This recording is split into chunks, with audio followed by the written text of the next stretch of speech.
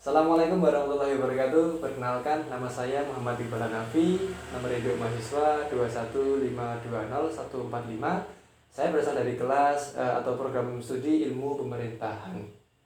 Pada kesempatan kali ini saya akan sedikit mengulas tentang apa itu pemerintah, apa itu pemerintahan, dan apa itu negara. Jadi yang pertama, pemerintah. Pemerintah ini merupakan sebuah institusi, lembaga, atau perkumpulan yang menjalankan perintah atas dasar legitimasi dan legalitas. Bisa kita artikan di sini pemerintah itu adalah bupati, pemerintah itu adalah DPRD, pemerintah itu adalah DPR, pemerintah itu adalah presiden juga bisa, MPR juga bisa, dan juga DPD.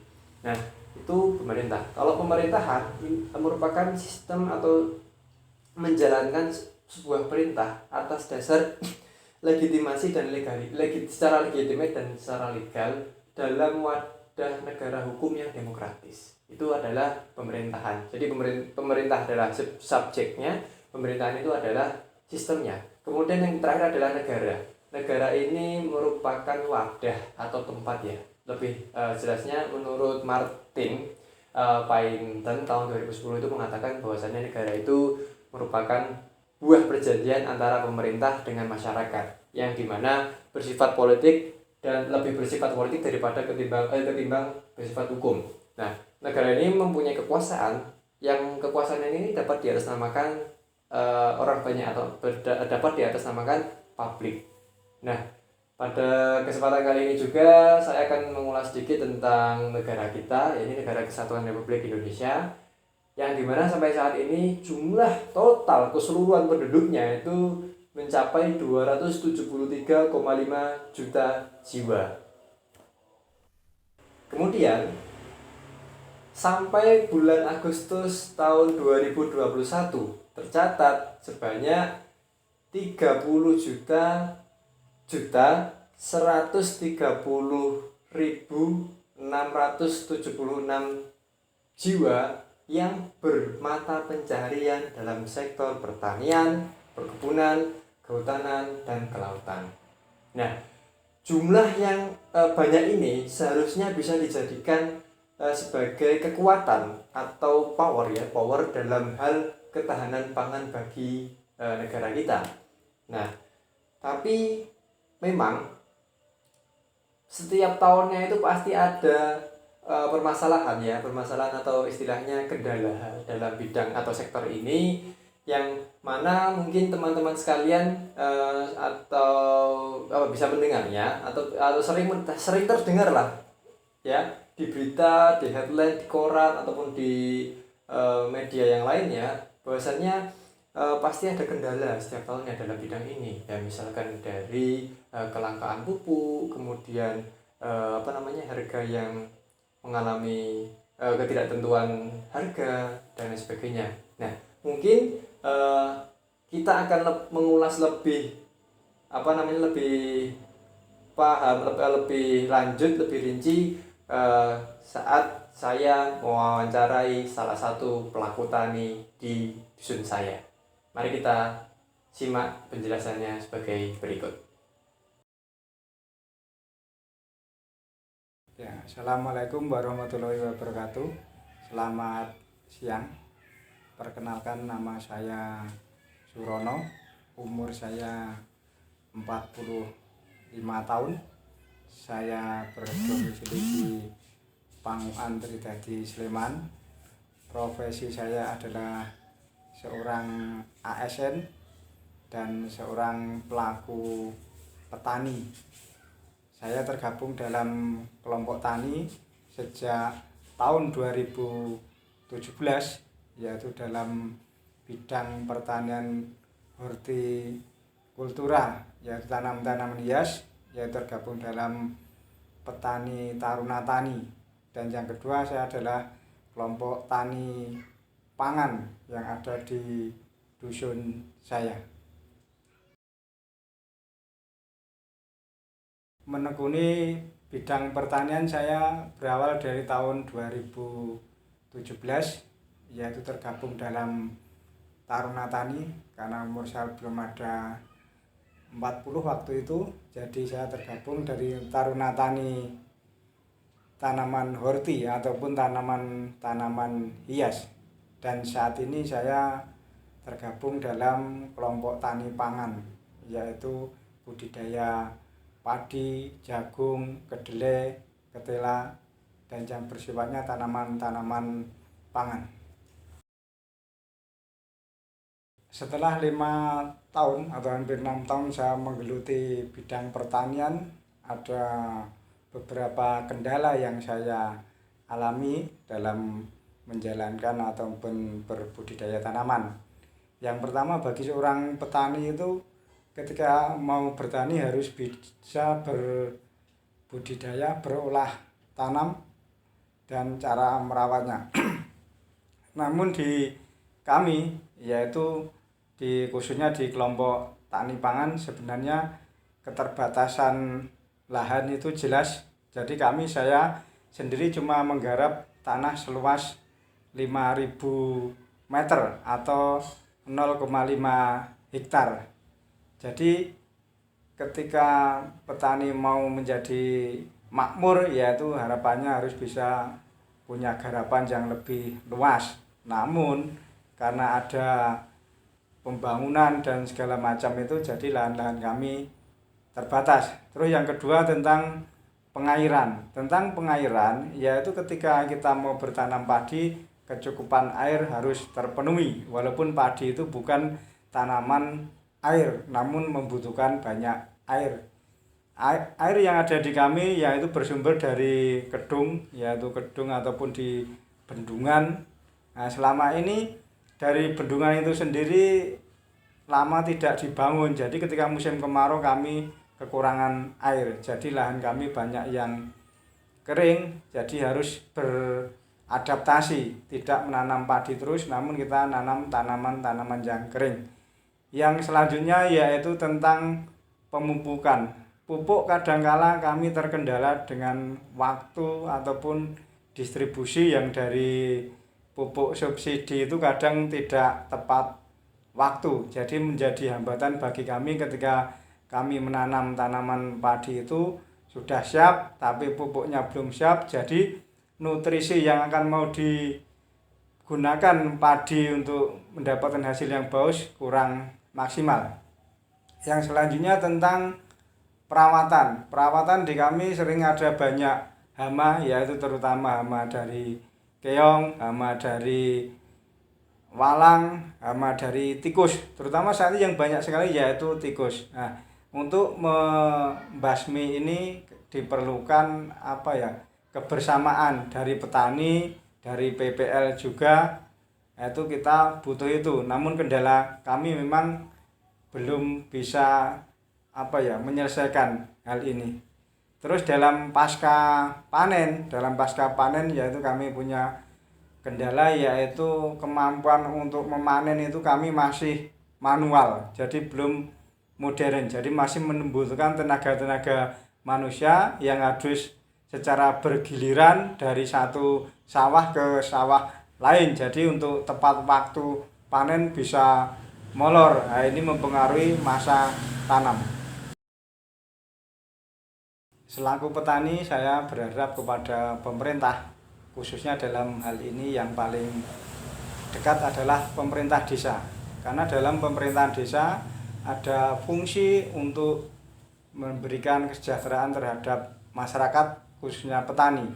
Ada juga anggaran untuk petani, yaitu untuk mempertahankan ketahanan pangan. Jadi kami berharap kepada pemerintah tentang saluran irigasi silahkan diperbaiki dan bisa dimasukkan dalam rencana pembangunan jangka menengah ataupun jangka panjang dari kelurahan atau desa. Dan kami mohon juga untuk kelancaran dari distribusi pupuk. Jadi itu merupakan kendala dari kami, karena saat ini di desa kami, yaitu di KUD kami, KUD-nya sudah tidak aktif dan kami harus membeli pupuk di pengecer tempat lain walaupun masih dalam satu kecamatan. Itu pun harus kita bersifatnya kolektif.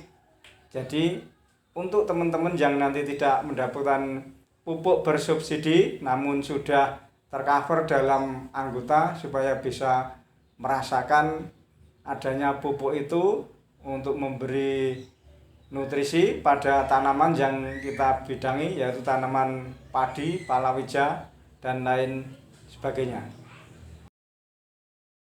Nah, ternyata dari paparan atau penjelasan yang telah dijelaskan oleh Bapak Surono selaku pelaku tani yang sudah menggeluti kegiatan pertanian setelah kurang lebih 5 tahun ke belakang, itu menjelaskan bahwasannya dalam sektor pertanian di Indonesia khususnya itu masalah utama yang sering dialami oleh para petani, yakni yang pertama adalah permodalan, kemudian lahan yang semakin sempit karena alih fungsi lahan yang terus meningkat tiap tahunnya, kemudian teknologi pertanian yang mungkin kurang modern ya, jadi hasil panen yang kurang maksimal. Kemudian yang sering terdengar adalah setiap tahunnya pasti ada masalah kendala pupuk subsidi. Nah, pupuk ini kalau bicara subsidi pasti tentu ada berkaitannya dengan pemerintah, erat dengan pemerintah seperti itu. Kemudian masalah irigasi yang pengairan itu menjadi hal yang vital ya, terutama dalam sektor pertanian, karena sekitar kurang lebih 70 atau 80% nya itu ditentukan dari kualitas pengairannya. Kemudian yang terakhir adalah pasca panen. Nah, jadi setelah panen ini dari pemasaran, kemudian dari penentuan harga, itu petani masih merasa kesulitan. Nah, dengan adanya permasalahan ini mengingatkan atau mengetuk ya pada kita semua bahwasanya apakah pemerintah itu turun tangan atau apakah pemerintah ini memberikan sumbangsih terhadap rakyatnya, terutama para petani ya. Kemudian dari hasil wawancara yang saya lakukan itu saya juga mendapat bahwasannya tingkat kesejahteraan bagi para petani kita ini masih di bawah rata-rata. Jadi kalau dibilang gaji UMR itu di bawahnya UMR ya. Nah, itu yang membuat mengapa kesejahteraan rakyat Indonesia ini juga belum merata seperti itu. Nah, kemudian dari tingkat kesejahteraan, beliau Pak Surono pun menganggap itu kurang. Nah, yang di video sebelumnya ya, di hasil wawancara saya itu kan Pak Surono itu berprofesi utamanya ya ini sebagai ASN ya, tapi beliau juga menggeluti dalam bidang pertanian.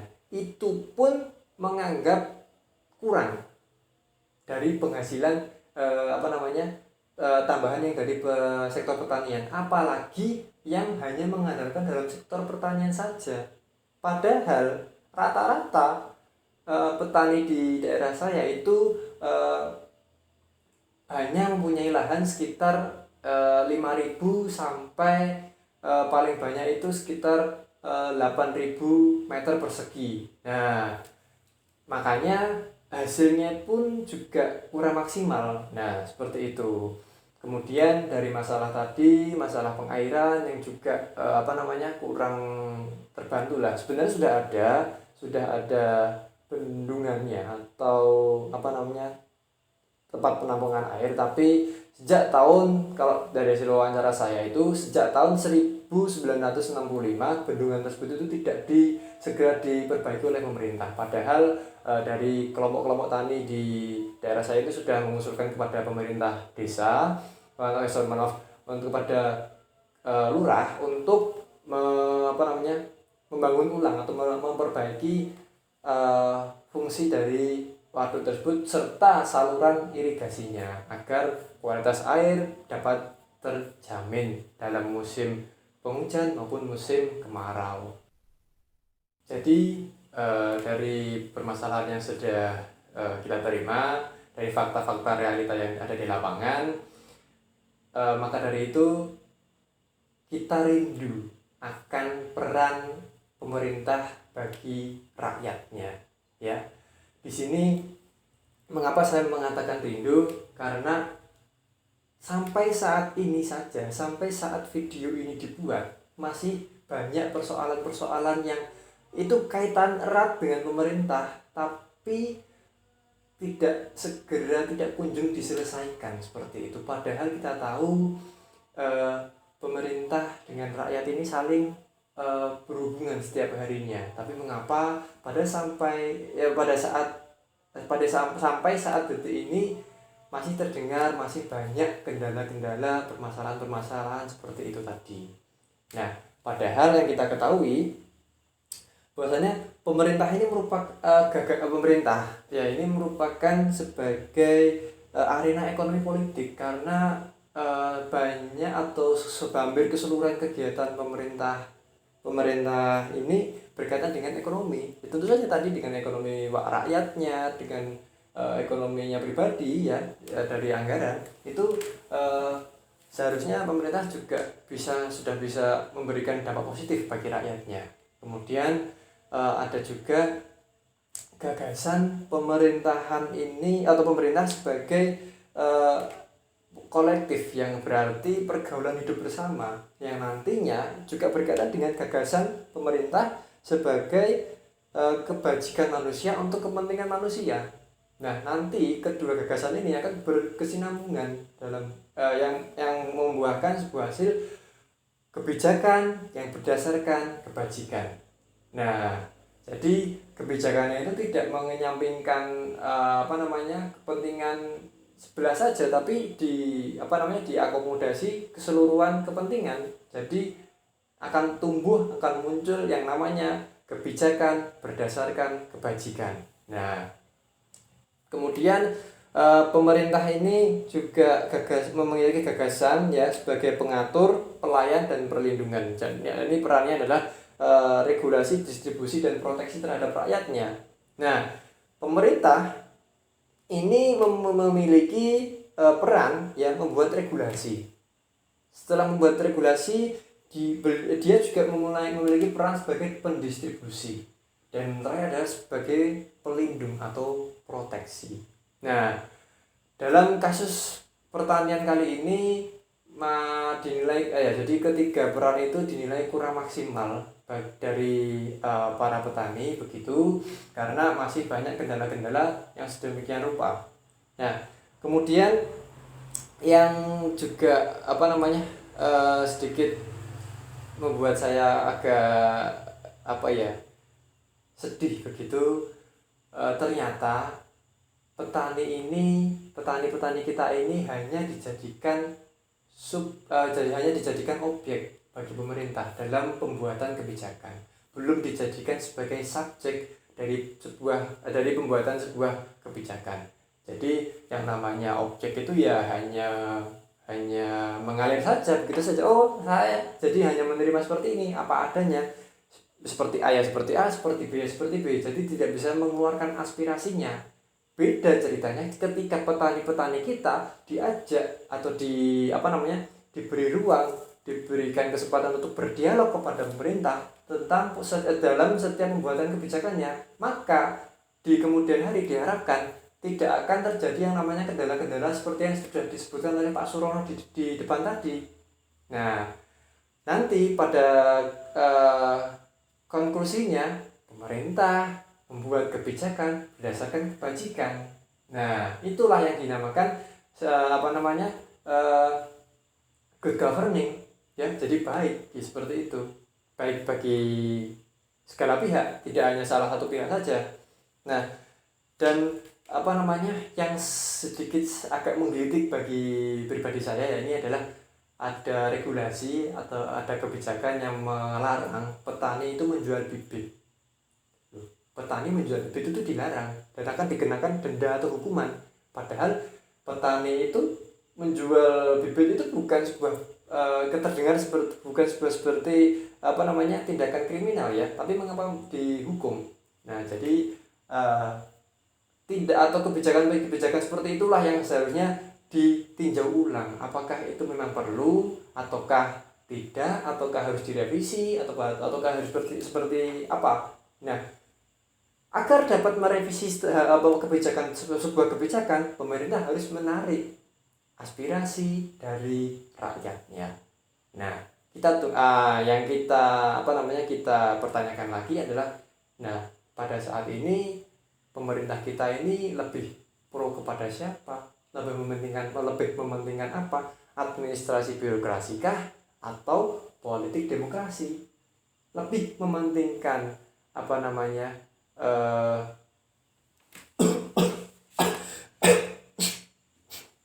lebih mementingkan regulasi kah atau lebih mementingkan aspirasi? Nah, yang diharapkan adalah semuanya bisa terakomodasi, semua bisa bisa tercapai segala tujuannya, karena untuk mencapai sebuah kesejahteraan bersama.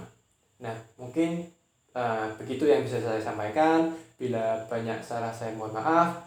Akhir kata, assalamualaikum warahmatullahi wabarakatuh.